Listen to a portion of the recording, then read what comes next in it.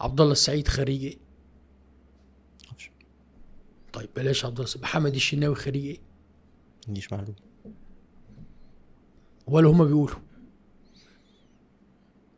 انت سمعت عن اي حد فيهم اتكلم على انه وانا في الجامعه عملت كذا؟ اخترت لك 2 كبار وقد بعض. طب انزل اللي تحت بقى. شيكابالا خريج ايه؟ طيب مين تاني؟ مين الاسامي الكبيره؟ عمرو زكي خريج ايه؟ ما تعرفش. عماد متعب خريج ايه؟ ما تعرفش. عد بقى. والجداد، تعالى عند الجداد. حد زي امام عاشور خريج ايه؟ في الزمالك الناحيه التانيه احمد حمدي، ناصر ماهر. فبالتالي كلهم محتاجين. لو حد عمرو الجزار مثلا في البنك الاهلي. مين انا بفتكر معاك اسامي يعني مش لازم اهلي وزمالك بس، يعني كل انديه. لو حد دلوقتي معدي بيتفرج علينا اقول لك انتوا بتقولوا ايه الكلام انتوا بتقولوه ده؟ اقول له اعرفه ليه بقول كده. طب ما تقول لي. عشان ده اللي هيخلي اللاعب ده يكبر اكتر.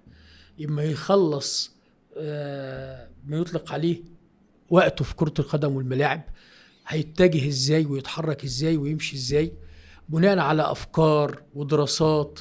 مش روح دلوقتي يدوروا على الرخصة بيه وايه عشان دي اللي هتشغلهم، مش عشان دي اللي هتعلمهم. ده حقيقي. وياخدها، ممكن بياخدها من باب ان هو بياخدها شهادة. تمام. فده على طول يقول لي انه لازم، زي انا مثلا بحترم النني رغم ان انا ما اعرفش النني خريج ايه. وما اعرفش صلاح خريج ايه. كان في الغالب دبلوم يعني.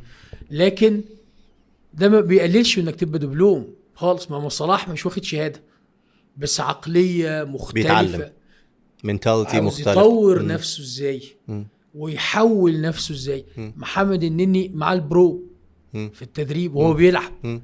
فمعناه وعنده نادي صغير كده على قده. يس تمام. دي افكار ما كانتش هتيجي في بال الاثنين لو هم في مصر. مليون في المية. ما هو مستواهم واحد اهو يعني. كلهم خريجين حاجه واحده. مليون في المية. كلهم ثانويه عامه بس يا سيدي.